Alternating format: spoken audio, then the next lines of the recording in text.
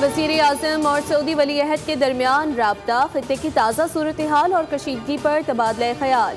شہباز شریف کا سعودی عرب کی حمایت کا اعادہ، سعودی سلامتی اور خود مختاری پر حملوں کی مذمت۔ وزیر اعظم نے موجودہ بحران میں غیر معمولی تحمل کا مظاہرہ کرنے پر سعودی قیادت کو سراہا اور یقین دلایا کہ پاکستان ہمیشہ بردر ملک کے ساتھ کھڑا رہے گا۔ شہزادہ محمد بن سلمان نے پاکستان کی امن کوششوں کو سراہا۔ وزیر اعظم کی امیر قطر شیخ تمیم بن حمد الثانی سے بھی ٹیلی فونک بات چیت، عید کی مبارکباد پیش کی۔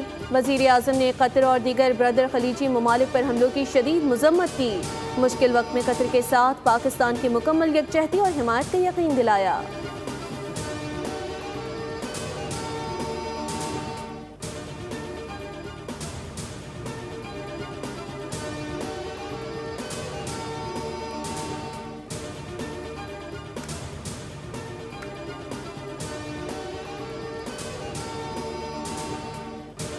وزیر اعظم شہباز شریف کی آج صدر مملکت کے ساتھ اہم بیٹھک ملتوی ہو گئی۔ صدر کو ایران جنگ میں ثالثی کی کوششوں پر اعتماد میں لینا تھا۔ چیئرمین پیپلز پارٹی بلاول بھٹو زرداری کی وزیر اعظم سے ملاقات۔ وزیر اعلیٰ سندھ مراد علی شاہ اور وزیر اعلیٰ بلوچستان سرفراز بگٹی بھی شریک تھے۔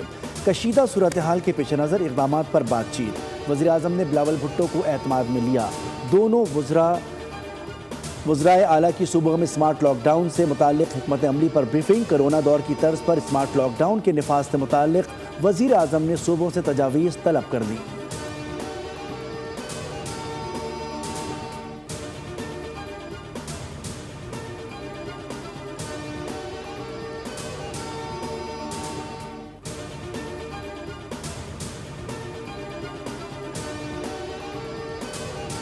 توانائی تنصیبات کو نشانہ نہ بنانے کے اعلانات کے باوجود ایران کے مختلف شہروں میں حملے۔ تہران، اصفہان، تبریز اور خرج میں دھماکوں سے عمارتیں لرز اٹھیں۔ ایران کے صوبہ البرز میں میزائل حملے کے نتیجے میں کم از کم 18 افراد زخمی ہو گئے۔ تہران میں عمارت کے ملبے سے بچے کو نکال لیا گیا۔ حملے میں 2 گیس پائپ لائنوں کو نشانہ بنایا گیا، جبکہ وسطی اصفہان میں ایک گیس اسٹیشن پر میزائل داغے گئے۔ خرم شہر پاور پلانٹ کو گیس فراہم کرنے والی پائپ لائن بھی حملے کی زد میں آ گئی۔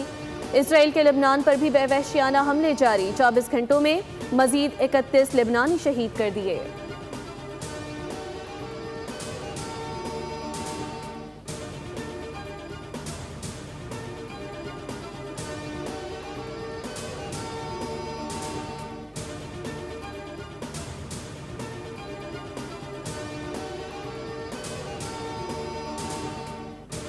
ایران نے اسرائیل پر میزائلوں کی بارش کر دی۔ تل ابیب میں متعدد عمارتیں تباہ۔ پاسداران انقلاب نے کہا ہے کہ آپریشن وعدہ صادق چہرم کے تحت ایلات، ڈیمونا اور شمالی تل ابیب سمیت مختلف اہداف پر ملٹی وار ہیڈ میزائل اور ڈرونز کے ذریعے حملے کیے گئے۔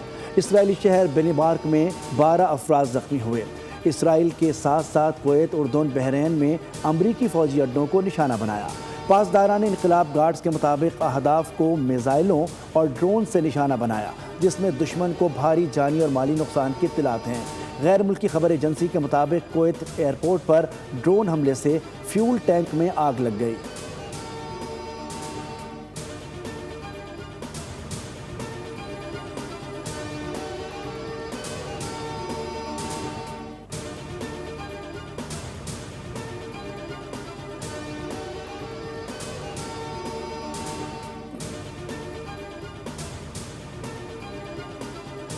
قطر نے ایران جنگ سے لا تعلقی کا اعلان کر دیا، کسی بھی کشیدگی کا حصہ نہیں بنیں گے۔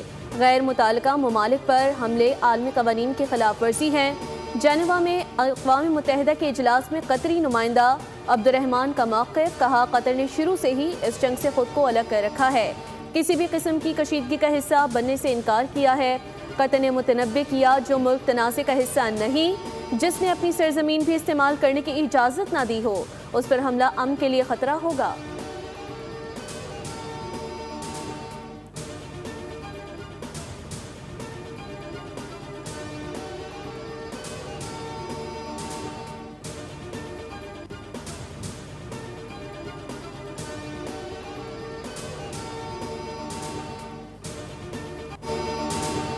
ہم نے ایران کی قیادت ختم کر دی ہے، یہ رجیم چینج ہے، نئی قیادت معاہدہ کرنے جا رہی ہے۔ ایران اب اس بات پر آمادہ ہے کہ وہ کبھی بھی جوہری ہتھیار نہیں بنائے گا۔ امریکی صدر ڈونلڈ ٹرمپ کا کہنا ہے کہ ایران اس بار سمجھداری سے بات کر رہا ہے۔ اب ہم صحیح لوگوں سے بات کر رہے ہیں جو معاہدہ کرنا چاہتے ہیں۔ ایران کے ساتھ جاری مذاکرات میں نائب صدر جے ڈی وینس، وزیر خارجہ مارکو روبیو، خصوصی نمائندہ اسٹیو وٹکوف اور مشیر جیریڈ کشنر شامل ہیں، جو اس عمل کو آگے بڑھا رہے ہیں۔ ٹرمپ نے دعویٰ کیا کہ ایران نے ہمیں تیل اور گیس سے متعلق بہت بڑا تحفہ دیا ہے۔ تحفہ بہت قیمتی اور آبنائے حرمت سے متعلق تھا۔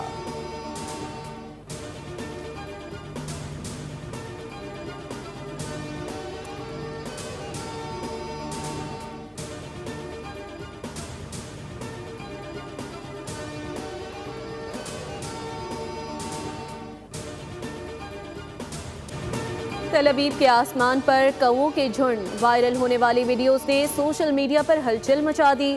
پرندوں کی اس غیر معمولی حرکت کو بعض حلقوں نے آنے والی مکمل تباہی کی علامت کے طور پر پیش کر دیا۔ Social media platform X پر ایک صارف نے کہا کہ یہودی عقائد کے مطابق ایسا ہونے پر رومی جنگیں روک دیا کرتے تھے۔ اس سے سمجھا جاتا تھا کہ خدا نے اس زمین سے اپنی امان اٹھا لی ہے۔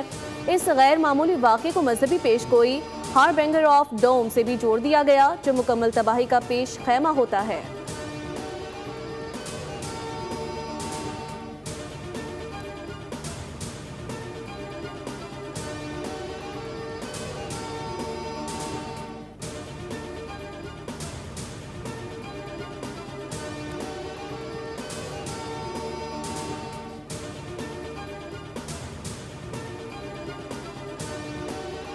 پاکستانی سفارتکاری کے آگے بھارتی خارجہ پالیسی چاروں شانے چپ۔ پاکستان نے مودی سرکار کو ہر محاذ پر شکست دے دی۔ بھارتی جریدے دی وائر کا اعتراف۔ مودی سرکار کے بلند و بانگ دعوے بے نقاب، پاکستان کی عملی سفارتکاری نے بھارت کو پچھاڑ دیا۔ کہا کہ واشنگٹن نے دہلی کی جگہ اسلام آباد کی مشرق وسطی میں اہمیت تسلیم کر لی۔ پاکستان، امریکہ اور ایران کے درمیان اہم ترین سازش بن کر ابھرا۔ بھارت کی پاکستان کو تنہا کرنے کی حکمت عملی بری طرح ناکام ہوئی۔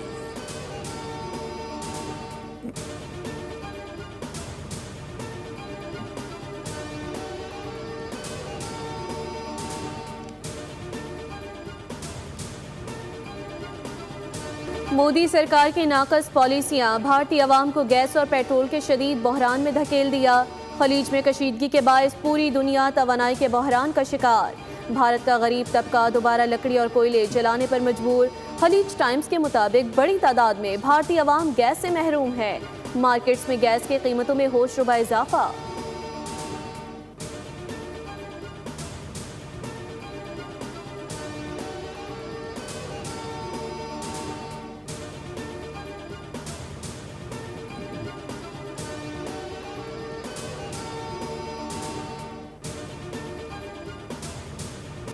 نریندر مودی کو ایبسنٹ فائل کے بعد ایک اور رسوائی کا سامنا ہے۔ سابق بی جے پی رہنما نے مودی کا چہرہ بے نقاب کر دیا۔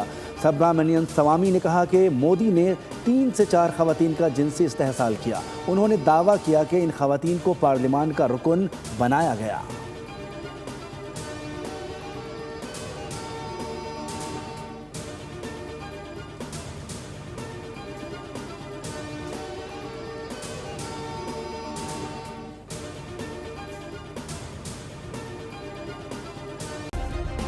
سبسکرائب کریں اور بیل دبائیں تاکہ کوئی خبر رہ نہ جائے۔